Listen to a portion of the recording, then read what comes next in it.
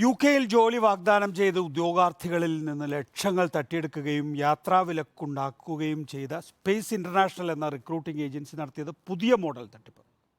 തട്ടിപ്പ് നടത്തിയത് ഒരൊറ്റ ജീവനക്കാരൻ്റെ തലയിൽ കെട്ടിവെക്കാനാണ് സ്ഥാപനത്തിൻ്റെ നീക്കം. പരസ്യം കൊടുത്തത് മുതൽ പണം കൈമാറുന്നതുവരെയെല്ലാം സ്പേസ് ഇന്റർനാഷണൽ വഴിയാണ് ചെയ്തതെങ്കിലും തട്ടിപ്പിനെക്കുറിച്ച് ഒന്നും അറിയില്ല എന്നാണ് കമ്പനി MD ശ്രീപ്രസാദ് പറയുന്നത്. പരസ്യം കൊടുത്തതും പണം കൈമാറിയതുമടക്കം എല്ലാം നടന്നത് സ്പേസ് ഇന്റർനാഷണൽ എന്ന സ്ഥാപനത്തിൽ. എന്നാൽ എല്ലാ മാനേജർ ചെയ്ത തട്ടിപ്പാണെന്നും തനിക്കതിൽ പങ്കില്ലെന്നുമുള്ള വിചിത്രവാദവുമായി സ്പേസ് ഇന്റർനാഷണൽ MD.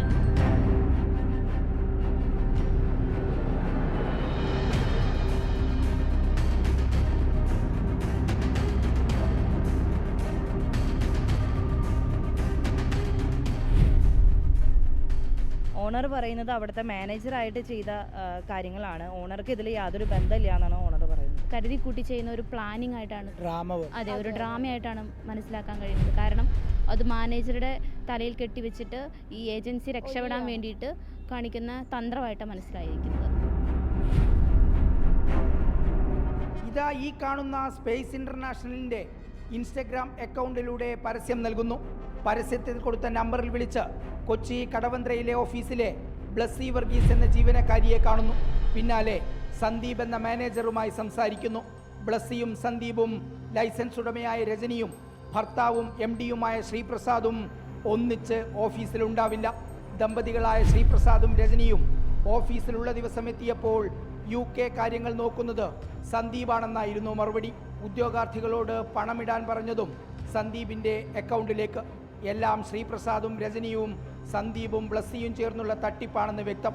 പോലീസിൽ പരാതിയായതോടെ കൊച്ചി ACP വിളിച്ചതനുസരിച്ച് MD ശ്രീപ്രസാദും മാനേജർ സന്ദീപും സ്റ്റേഷനിലെത്തി. ഉദ്യോഗാർത്ഥികളുടെ എല്ലാ ഉത്തരവാദിത്തവും ഏറ്റെടുത്തുകൊള്ളാമെന്നും പണം തിരിച്ചു കൊടുക്കാമെന്നും സ്പേസ് ഇന്റർനാഷണൽ MDയായ ശ്രീപ്രസാദ് ACPയുടെ സാന്നിധ്യത്തിൽ എഴുതി കൊടുക്കുകയും ചെയ്തു.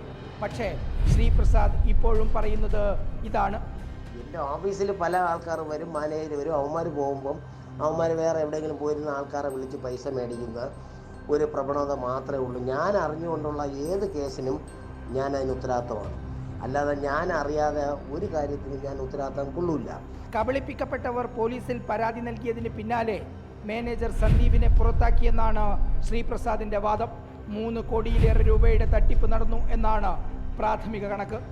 സ്പേസ് ഇന്റർനാഷണൽ എന്ന സ്ഥാപനം വഴി തട്ടിപ്പ് നടത്തുക, ഉത്തരവാദിത്തം മുഴുവൻ ജീവനക്കാരൻ്റെ തലയിൽ വെച്ചുകെട്ടുക. തിരുവനന്തപുരത്തും കൊച്ചിയിലും പാലക്കാട്ടും ഓഫീസുള്ള സ്പേസ് ഇന്റർനാഷണൽ നടന്നത് തട്ടിപ്പിൻ്റെ പുതിയ model. Reporter TV Prasad, in reporter, Kochi.